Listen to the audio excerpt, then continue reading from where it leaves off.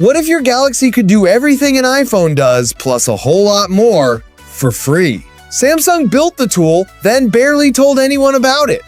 It's called Good Lock, and these 5 modules are the ones that matter. We're going through all of them step by step. Stick around to the end, because the last one is the module nobody talks about. Module 1, Home Up, the home screen God mode. Let's start with the module that changes the way your phone looks the second you turn it on. Home Up gives you total control over your home screen, and I mean total. Before we get into it, if you own a Galaxy, hit subscribe right now. We break down Samsung features every week that most people never find on their own. Alright, back to Home Up and why it hits so hard. Out of the box, One UI locks your home screen into a fixed grid with fixed icon sizes. Home Up throws that limit out the window and hands you the keys. You can change the grid, so instead of 4 columns, you can run 5, 6, even more. That means more apps on one screen and way less swiping around all day. You can resize your app icons independently from the grid, which sounds small but changes everything. Want tiny icons with tons of breathing room? Done. Want huge icons your grandma can actually tap? Also done. Then there's the DIY home screen, and this is where it gets fun. You can drop icons, widgets, and stickers literally anywhere on the screen, not just in the grid. Alignment guides pop up so everything lines up clean, no eyeballing it. You can group items together and lock the layout so nothing moves by accident. Home Up also lets you tune your app launch animations, which is a big one. You control the speed, the transparency, the animation curve, all of it. Speed those animations up and your phone feels instantly faster, even though the hardware never changed. Real talk though, here's the catch you should know about. Home Up gives you so many options that it's easy to go overboard and make a mess. Change 5 things at once and you won't know which one broke your layout. My advice is simple. Change one setting, live with it a day, then change the next. And if you wreck everything, there's a reset button that puts it all back. That's the beauty of Good Lock. Nothing here is permanent. But the next module fixes something you touch 50 times a day without thinking. Module 2 QuickStar, your quick panel, your rules. Now let's fix the thing you swipe down on 50 times a day and never think about. That quick panel at the top of your screen, the one with your Wi-Fi and Bluetooth toggles, Samsung decides what goes there, what color it is, and what shows up in your status bar. QuickStar hands that decision back to you. Start with the colors, because that's the first thing you'll notice. You can change the background color of the quick panel to anything you want. Want it matching your wallpaper? Want it pure black to save battery on that OLED screen? Your call. You can also change the color of the icons and the text so everything actually reads clean. Then there's the status bar, and this is where QuickStar really earns its spot. That little strip at the top of your screen is packed with icons you never asked for.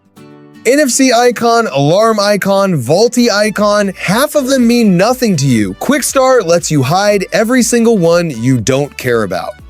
Suddenly, your status bar is clean. Just the clock, the battery, and the signal. You can even show your battery percentage as a number instead of guessing at that tiny bar.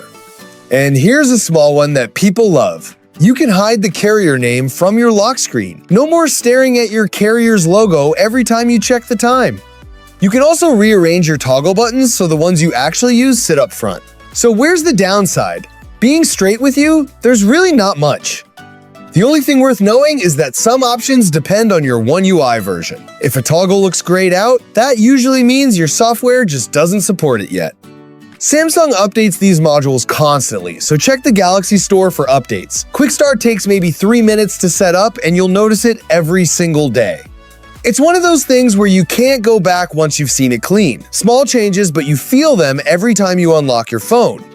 But the next module is the one iPhone switchers ask about the most. Module 3, NavStar navigation that actually feels right. Here's the module that fixes the single biggest complaint from people switching over from iPhone. Navigation gestures on Android are good, but they're not tuned for you out of the box. NavStar lets you rebuild the entire way you move around your phone. Let's start with the gesture bar, that little line at the bottom of your screen. Some people love it, some people think it clutters the display and gets in the way. NavStar lets you make it transparent, change its color, or hide it completely. Hide it, and suddenly your screen looks like pure edge-to-edge glass, nothing in the way.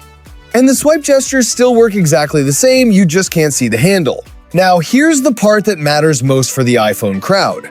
You can adjust the back gesture sensitivity independently for the left and right side of the screen. That means if you swipe back with your thumb from one side, you can make that side extra sensitive. And you can make the other side less sensitive so you stop triggering it by accident in apps. That one setting alone fixes the #1 gesture complaint people have. If you still use the old 3-button layout, NavStar has you covered there too. You can rearrange the buttons, change their icons, and pick your own colors. You can even add a button that hides the navigation bar whenever you want more screen. And for the power users, NavStar lets you build custom gesture combinations. You decide what a swipe in a specific corner actually does on your phone. Swipe in a certain spot, trigger a certain action, all set up by you. Now, let's keep it honest for a second here. Custom gestures take a few days to build into muscle memory. You will trigger the wrong thing a couple of times before it clicks. That's normal. And if you make the back gesture too sensitive, you'll fight with it inside games and drawing apps, so dial it in slowly, one setting at a time, and test it in real use. Once it's tuned right, going back to stock navigation feels broken. I've had people tell me this is the module that made them stop missing their iPhone. That's how much your navigation shapes the way a phone feels. But the next module is straight up detective work, and almost nobody knows it exists. Module 4 Nice Catch, the module that spies for you. Alright, this one is different from everything else on this list. Nice Catch doesn't change how your phone looks, it tells you what your phone is actually doing. And once you see it, you can't unsee it. Here's the problem it solves. Your phone buzzes at 2 in the morning and wakes you up. You grab it, you look, and there's nothing on the screen. No notification, no message, nothing. So what woke you up? Normally, you'd never find out, and you'd just live with it. Nice Catch keeps a log of every single thing your phone does. Every buzz, every beep, every ring, every time the screen lights up, it records which app did it and exactly when it happened. So that mystery buzz at 2 in the morning?